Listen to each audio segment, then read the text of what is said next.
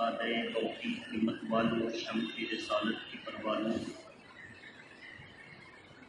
السلام علیکم ورحمۃ اللہ وبرکاتہ۔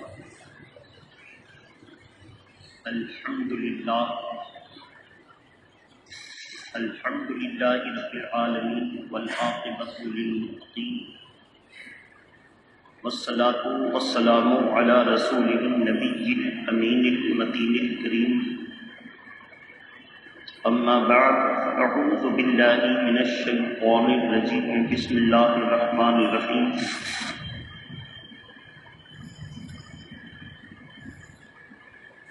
انما یخشی اللہ من عبادہ العلماء، وأيضا قال الله تبارك وتعالى في القرآن المجيد إن أولياء إلا المتقون، وقال الله تبارك وتعالى في القرآن المجيد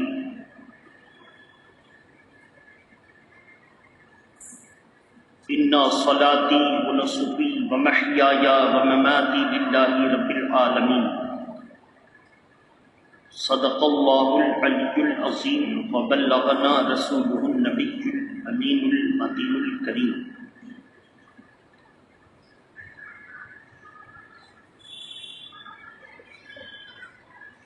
کہ محمد سے وفا تونے تو ہم تیرے ہیں، کہ محمد سے وفا تونے تو ہم تیرے ہیں، یہ جہاں چیز ہے کیا لوح و قلم تیرے ہیں، صلی اللہ علیہ وسلم۔ اور نہ طاعت پر نہ تقوی پر نہ زہد و اتقاء پر ہے، نہ طاعت پر نہ تقوی پر نہ زہد و اتقاء پر ہے، ہمارا ناز ہے تو فقط محمد مصطفیٰ پر ہے، صلی اللہ علیہ وسلم۔ عزیزان ملت اسلامیہ، آج کی اس محفل محبت میں نے قریب زمانے کے اللہ کے ایک نیک بندے، ہم سب کے لیے مقدس ولی اور پورے عالم اسلام کے لیے عظیم مفتی، جن کو ہم اور آپ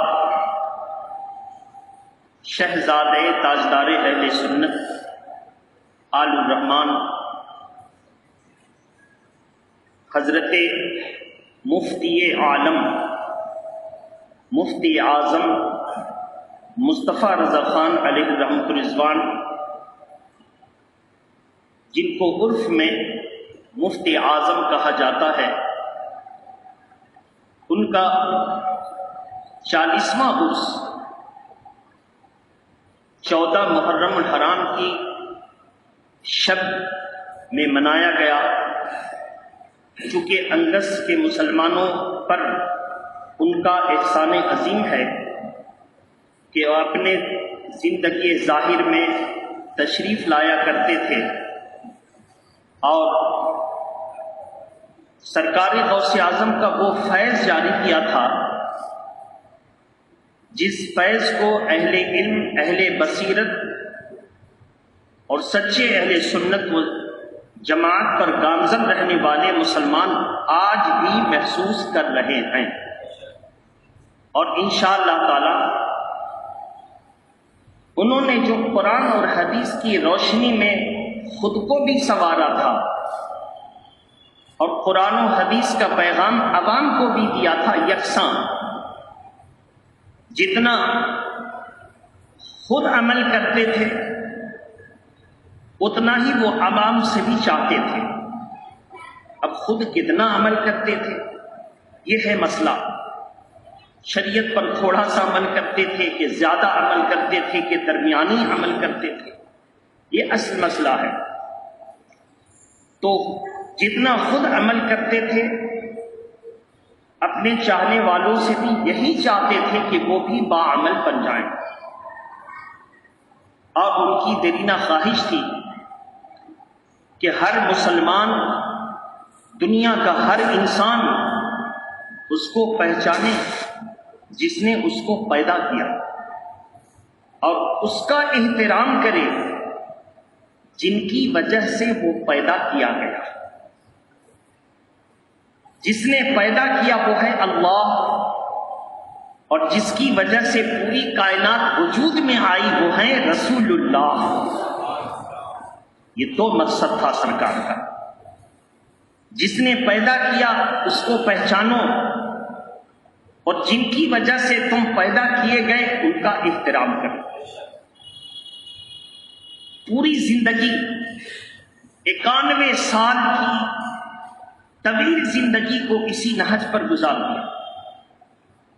اور دنیا والے جو یہ سمجھتے تھے کہ شریعت پر عمل کرنا بہت مشکل، کون ہے جو آج دین پر عمل کر رہا ہے؟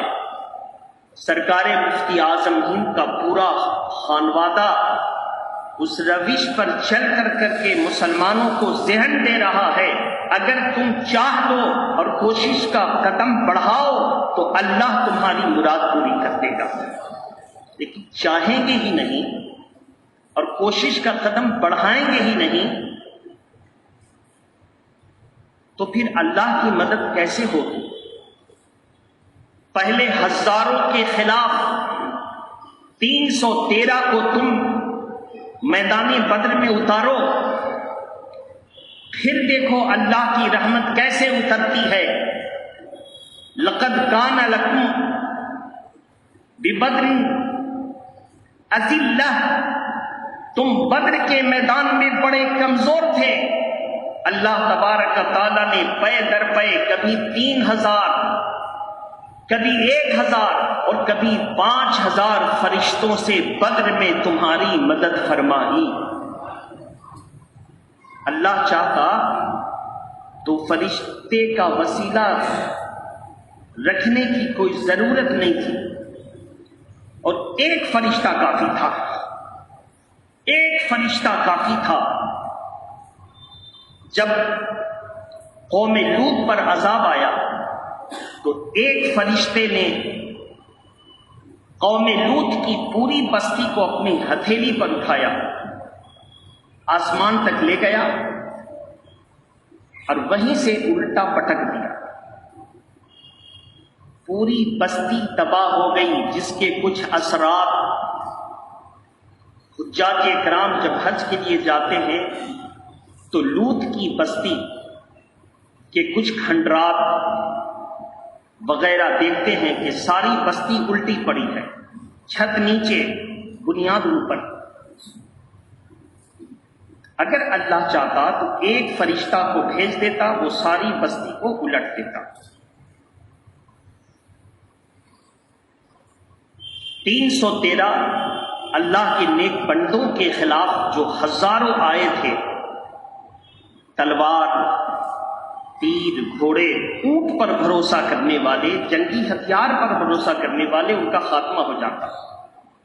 لیکن اس کی قدرت کو دیکھیے، اس نے حضور صلی اللہ علیہ وسلم کی پیدائش مبارک سے 55 دن پہلے اپنے کعبہ کی حفاظت کا جو انتظام کیا وہ ایک ننھی سی ابابیل چڑیوں کے ذریعے تھا. وہ چاہے تو بڑی بڑی سرکش اور ظالم، شرکش اور ظالم قوموں کو چھوٹی چھوٹی چیزوں سے تباہ کر دے، اور وہ چاہے تو بڑے بڑے ظالم کو امہلہم رویدہ کے تحت ڈھیل دے دے، چھوڑ دے. اس نے ابابیل چڑیوں کے ذریعے اپنے کعبہ کی حفاظت فرمائی اور ابرہہ کے لشکر کو تباہ و برباد کر دیا. وہ چاہتا ایسا ہی کوئی انتظام کر دیتا، لیکن اس نے مسلمانوں کی شان بڑھائی اور کہا کہ تم قدم آگے بڑھاؤ، ہم تمہارے لیے 5000 فرشتوں سے مدد کا انتظام رکھیں گے. اس نے شان بڑھائی. ایک فرشتہ کا یہ عالم، تو جن کے لیے 5000 فرشتے اترے ہوں گے ان کی عظمت کا عالم کیا ہو. تو بہرحال آج ہم بتانا یہ چاہیں گے کہ جن کا ذکر ہم کر رہے ہیں اور تمہید ہم باندھ رہے ہیں وہ بھی ہمارے ہی ملک میں رہنے والے، ہمارے قریب رہنے والے اور تقوی اور پرہیزگاری، گناہوں سے بچنے اور بچانے کا جو جذبہ رکھا تھا، اس پر جن لوگوں نے عمل کیا وہ کامیاب ہوئے، اور اتنے کامیاب ہوئے کہ آج پوری دنیا ان کو بھی اللہ کا محبوب بندہ مانتی ہے، ان کو مانتی ہے جو ان کے غلام ہوئے۔ غلاموں کا یہ مرتبہ تو آقا کا مرتبہ کیا۔ محبت کے ساتھ درود شریف پڑھیں، اللہم صلی علی سیدنا شفینا حبیبنا مولانا محمد ماظ الجود والکرم وآلہ واصحابہ وبارک وسلم۔ سرکار مفتی اعظم ہند شاہزادے اصغر اعلی حضرت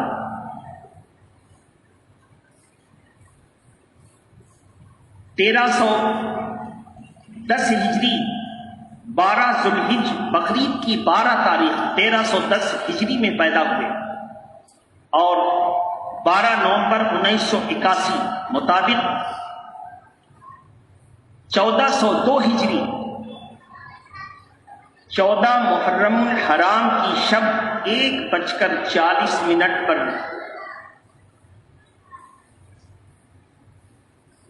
اسم اعظم کا ورد کرتے ہوئے، درود شریف پڑھتے ہوئے آخری جو لفظ تھا وہ اللہ انتقال فرمایا۔ کس شان سے آ رہے ہیں اس کو دیکھیں اور کس شان سے جا رہے ہیں اس کو دیکھیں۔ 1310 ہجری بقرعید کا مہینہ ہے۔ اعلیٰ حضرت فاضل بریلوی اپنے پیر و مرشد کے آستانے پر، ان کے دولت قدح پر ماں رہرا مطہرہ میں موجود ہیں۔ کسی نماز کے بعد سیڑھیوں سے، مسجد کی سیڑھیوں سے، مسجد ذرا اونچی ہے، سیڑھیوں سے اتر رہے تھے۔ پیر و مرشد نے اعلیٰ حضرت کو یعنی امام احمد رضا کو یعنی اپنے مرید خاص کو دیکھ کر فرمایا، بڑی مبارک ساعت میں وہ آیا، بڑی مبارک ساعت میں وہ آیا۔ پیر و مرشد کے شاہزادے ابو الحسین نوری میاں رضی اللہ تعالی عنہ وارضاہ عنہ ساتھ میں اپنے ابا حضور اعلیٰ حضرت کے پیر و مرشد سے پوچھتے ہیں، سرکار کون بڑی مبارک ساتھ میں آئے؟ فرمایا احمد رضا کا بیٹا۔ اعلیٰ حضرت اس وقت نہ ٹیلی گرام کا کوئی سسٹم، نہ خبر رسانی کا کوئی مشینی آلات۔ کہتے ہیں کہ ولادت کا وقت تو قریب تھا، لیکن حضرت کو کیسے پتا چلا کہ پیدا ہو گیا، اور وہ بھی لڑکا، بیٹا کہا، لڑکا۔ پھر مخاطب ہو کر کہتے ہیں، احمد رضا میں بہت جلد بریلی شریف آؤں گا اور اس بچے کو میں مرید بھی کروں گا اور اپنے بزرگان دین سے جو ہمیں ملا ہے سب عطا کر دوں گا۔ وہ بچہ ولی ہوگا اور ایک زمانہ اس سے فیض حاصل کرے گا۔ سرکار مفتی اعظم ہند کے تعلق سے اعلیٰ حضرت کے پیر و مرشد نے جب یہ بشارت دی تو مسلمانوں ذہن صاف ہو گیا کہ جب نبی کے گھر والے، نبی کے غلاموں جو 1400 سال کے بعد آئے ہوں، ان کے ڈھکی چھپی بات کل کیا ہوگا، وہاں پر کیا ہوا کہ اتنی عظیم خبر رکھنے والے یہ لوگ ہیں، تو جن کے یہ غلام ہیں ان کے آقا کو قیامت تک کیسے خبر نہیں ہو سکتی ہے؟ یہ بتانا چاہتے ہیں کہ جب مجھ جیسوں کو اتنی خبر ہے کہاں کیا ہوا، میرے سرکار کو کیا خبر نہ ہوگی کہ کہاں کیا ہو رہا ہے۔ آج ہندوستان ہمارا سونے جیسا ملک پر ظالم کی حکومت ہے، وہ مسلمانوں پر ظلم کرنے کی ٹھان رکھی ہے۔ کیا میرے سرکار کو معلوم نہیں؟ معلوم ہے، شرط یہ ہے کہ ان اللہ لا یغیر ما بقوم حتی یغیروا ما بانفسہم، 12 نمبر 13 کی آیت کریمہ اللہ ارشاد فرماتا ہے جب کوئی قوم اپنے اندر جب تک تبدیلی نہیں کرتی اللہ بھی اس کی تقدیر کو نہیں بدلتا ہے۔ ہم کو پھر اسی روش پر آنا ہوگا۔ کیونکہ جب کوئی قوم اللہ کا انعام ملنے کے بعد مسجد ملی نماز نہ پڑھے، روزہ رکھنے کا موقع ملا روزہ نہ رکھے، نیک عمل کرنے کا ماحول ملا نہ کرا، ایسی صورت میں اللہ اس پر ظالم حکمراں کو مسلط کر دیتا ہے۔ پھر وہ ایسی صورتحال پیدا کر دیتا ہے کہ کل مسجد ملی تھی تم نہ گئے تھے نہ نماز پڑھنے، اب مسجد ملے گی نہیں، جاؤ گے کیسے؟ دنیا کہتی ہے یہ جب سے ظالم آیا عبادت سے منع کر دیا، روک دیا، لیکن نہیں، جب آپ کو اللہ نے موقع دیا تھا آپ نے اس موقع کو ٹھکرایا، اس کی نعمت کی ناشکری کی، تو اس نے دروازے بند کر دیے۔ تو دروازہ ایسے نہیں بند ہوگا کہ مسجدوں کے دروازے پر رات میں آپ بند کر کے دروازہ جائیں گے تو دن میں آئیں گے تو دیکھیں گے پتھروں کی دیوار چنی ہوئی ہے، دروازہ ایسے بند نہیں ہوگا۔ ایسے حالات پیدا کر دے گا کہ مسجد ہوگی تم نماز نہیں پڑھ سکو گے۔ میرے محترم بزرگ اور دوستو، ایسے حالات پیدا کر دے گا کہ تم روزہ رکھنا چاہو گے تو روزہ نہیں رکھو گے، بمباری ہوگی، گھروں میں گولیاں برسیں گی، تباہ و برباد ہوں گے، لوگ نہ عمل کر سکیں گے نہ سکون سے رہ سکیں گے۔ کشمیر کے حالات اور یو پی کے کچھ حالات اور گجرات کے حالات سے آپ بے خبر نہیں ہیں۔ نہ دن کو سکون نہ رات کو چین، اپنا گھر ہے، اپنے گھر میں بھی لوگ محفوظ نہیں ہیں۔ تو میرے محترم بزرگ اور دوستو، ابو الحسین نوری میاں رضی اللہ تعالی عنہ ورداہ عنہ سرکار تشریف لائے بریلی شریف 6 مہینے 3 دن کے بعد، پیدائش کے 6 مہینے 3 دن کے بعد بچے کو گود میں لیا، نام تجویز فرمایا تھا آل الرحمن، پیدائشی نام تھا محمد، اور مصطفیٰ رضا خان کے نام سے مشہور ہوئے۔ آل الرحمن محمد کو بلایا، گود میں دیے گئے سرکار مفتی اعظم ہند۔ حضرت نے اپنی شہادت کی انگلی مبارک سرکار مفتی اعظم ہند کے منہ میں ڈالی تو لوگ کہتے ہیں جنہوں نے چشم دید دیکھا انہوں نے اپنا بیان اپنے زمانے میں کتابوں میں قلم بند کرایا، جس کو ہم لوگوں نے پڑھا، کہتے ہیں کہ وہ ایسے چوس رہے تھے جیسے آج کے بچے چسنی چوسا کرتے ہیں جس میں شہد ہوتا ہے، ایسے چوس رہے تھے۔ اللہ جانے کہ مرشد پاک نے کیا دیا اور مصطفیٰ رضا خان نے اپنے ظرف میں برتن میں کیا لیا۔ اس ننھے سے بچے کو شیر خارگی کے عالم میں 6 مہینے 3 دن کی عمر میں مرید بھی کیا اور سارے سلاسل اور خلافت کی اجازت دے کر دنیا والے کو بتا دیا کہ یہ بیٹا نہیں ولی ابن ولی پیدا ہوا ہے، ولی ابن ولی پیدا ہوا ہے۔ سرکار مفتی اعظم ہند کا جب ابتدا اتنا اچھا ہے، ان کے لیے ان کی ابتدا اتنی اچھی تو انتہا تو اچھا ہونا ہی ہے۔ ساعت سعید میں دنیا میں تشریف لائے، اس کے بعد 91 سال کی عمر بعافیت گزاری، سرکار اعلی حضرت نے خود ان کو پڑھایا، مخصوص اساتذہ اکرام کی بارگاہ میں ذان ادب تہ کروا کر کے پورے علمی کورس کو نہیں، علمی کورس کے علاوہ ضرورت کی ساری کتابیں پڑھا دی گئیں۔ ذہن بھی خدا داد ملا تھا، اعلی حضرت کا پرتو تھے، عکس تھے، ان کی اصل تصویر تھے، ذہن بھی بہت حسین ملا، جو پڑھتے یاد رہتا۔ 18 سال کی عمر میں رضاعت کا ایک مسئلہ آیا۔ اس وقت کے مفتی ملک العلماء، جن کو مفتی بہاری بھی کہا جاتا، علامہ ظفر الدین بہاری اور علامہ مفتی عبد الرشید، یہ اپنے دارالافتاء میں اس مسئلے کی چھان بین میں کتاب مطالعہ کر رہے تھے۔ کب آپس میں جب ڈسکس ہوا، گفتگو ہوئی، مذاکرہ ہوا، مذاکرے میں کوئی نتیجے تک پہنچنا تھا تو کتاب دیکھنے کی ضرورت پڑی، اور کئی دن سے مذاکرے چل رہے تھے، باتیں چل رہی تھیں۔ اب کتاب دیکھ کر کے اس کا فیصلہ لکھا جاتا، فتویٰ دیا جاتا۔ سرکار مفتی اعظم ہند نوجوانی کے عالم میں 18 سال کی عمر، اعلی حضرت نے پہلا فتویٰ لکھا 13 سال 11 مہینے کی عمر میں۔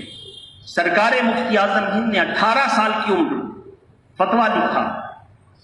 کیسے لکھا؟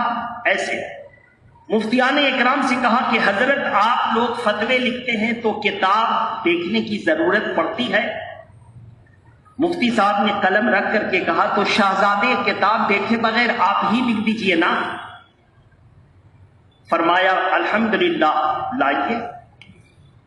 لیا، ایک مرتبہ سوال کو پڑھا اور اس کا جواب قرآن کی آیتوں کے ساتھ مدلل کرتے ہوئے، حدیثوں کے ساتھ مدلل کرتے ہوئے، فقہاء اکرام کی تصریحات کو لکھتے ہوئے، کتاب اور صفحہ کا حوالہ دیتے ہوئے، اور جب لکھا تو دونوں حضرات دیکھ کر کے حیرت اور کہتے اللہ کی قسم میں نے سنا تھا علم لدنی، مگر میں نے ولی ابن ولی میں سنی ہوئی کو آج دیکھ ہی لیا ہے۔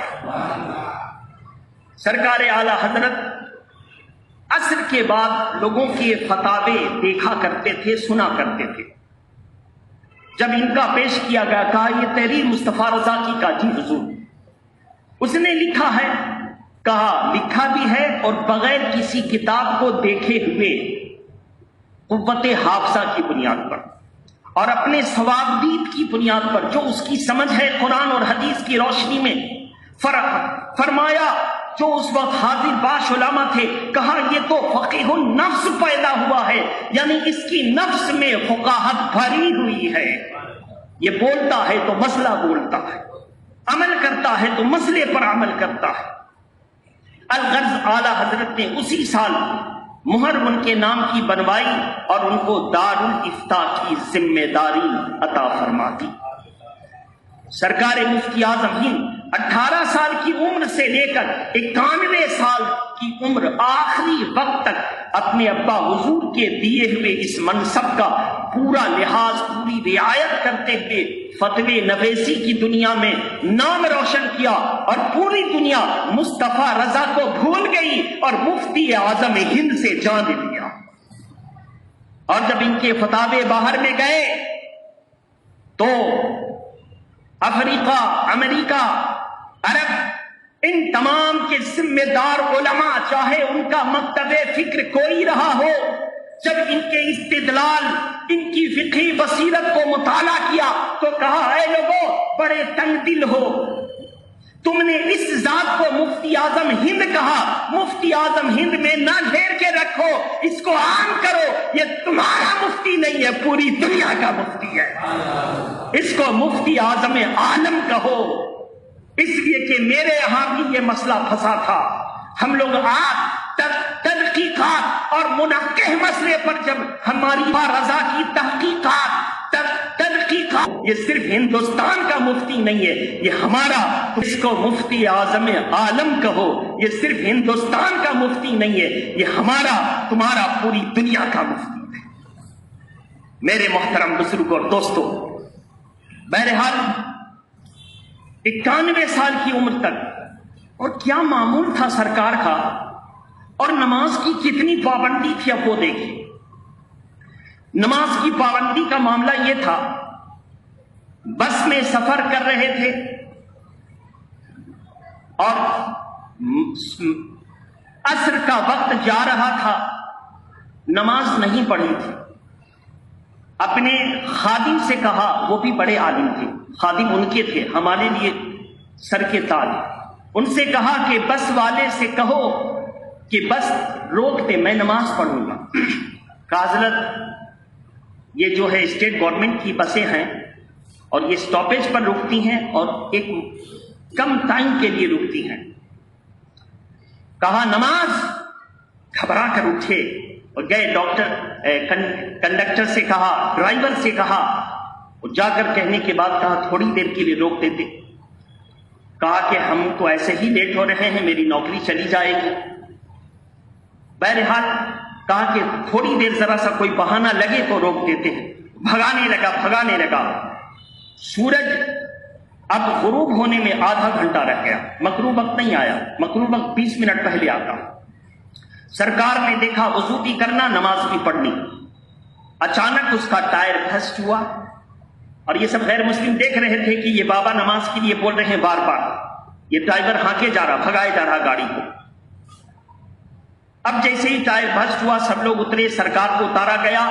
نشیب میں کہیں پانی تھا، فوراً گئے، بہت بڑا واقعہ ہے، وہاں سے لوٹے میں پانی بھرے خود لائے۔ وہ وضو کے لیے کسی سے پانی طلب نہیں کرتے، خود وضو کا پانی لیتے، خود استعمال کرتے۔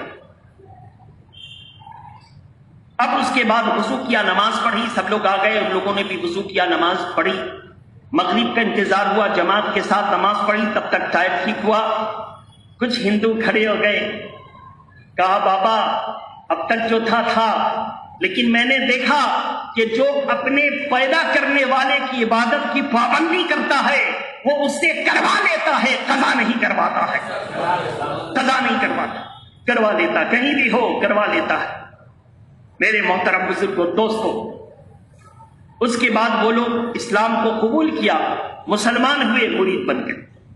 میرے محترم بزرگوں، دوستوں، یہ تقویٰ، یہ نماز کی پابندی، یہ نماز کی رعایت۔ آخری بات، دن بھر تعویذ دے رہے ہیں اور جب کسی سے ناراض ہوتے تو اس کو زیادہ تعویذ دیتے، یہاں تک کہ تاریخ والے بتاتے ہیں، سیرت نگار، کہ ایک آدمی کو 14 تعویذ دیتے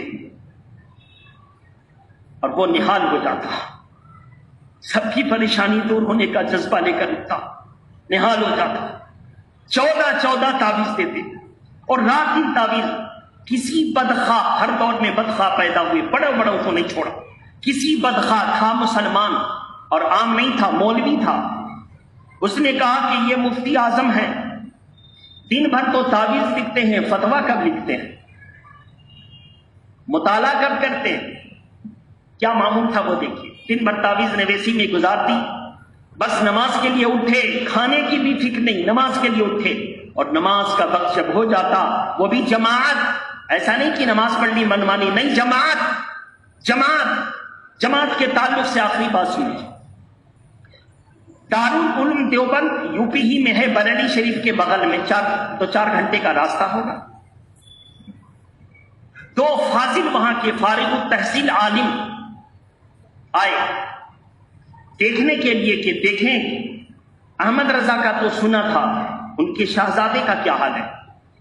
عصر کا وقت تھا یا کوئی نماز کا، سرکار مسجد کے وضو خانے پر وضو کر رہے تھے اور اتنا اچھا طریقہ تھا، ہر سنت، ہر مستحبات پر عمل کرتے ہوئے ان نوجوان دیوبندی عالموں نے جو کتاب میں پڑھے تھے ان تمام باتوں کو دیکھتے ہوئے ایک جگہ ذرا تشویش ہوئی کہ ہم لوگوں نے پڑھا تھا کہ سر کا مسا ایسے کرو، پھر ایسے لوٹا لو، لے جاؤ تو یہاں سٹاؤ اور لاؤ تو ہتھیلی کا یہ حصہ انگوٹھے کے قریب یہ سٹاؤ، لیکن یہ تو اعلیٰ حضرت کے شہزادے ایک ہی مرتبہ میں پورے سر کا مسح کرتے ہیں۔ تو ان لوگوں نے اسی وقت جب اپنے ہاں کسی سے رابطہ کیا اور کہا کہ ذرا مجھ کو یہ بتاؤ کہ یہ طریقہ افضل ہے، تو ان کو فوراً لائبریری جا کر کے کتاب دیکھنے کی ضرورت پڑی، اور جب دیکھا تو افضل اور راجح وہی تھا جو مفتی اعظم ہند نے کیا تھا۔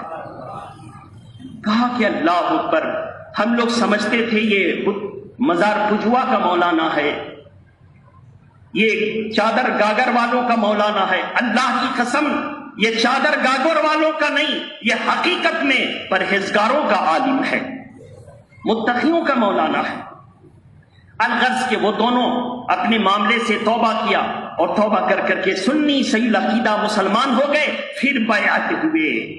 میرے محترم انشاءاللہ پھر ہم اس کڑی کو آگے بڑھائیں گے، وقت میں گنجائش نہیں ہے، آپ کا بھی خیال کرنا ہے۔ وآخر دعوانا ان الحمدللہ رب العالمین۔ السلام علیکم۔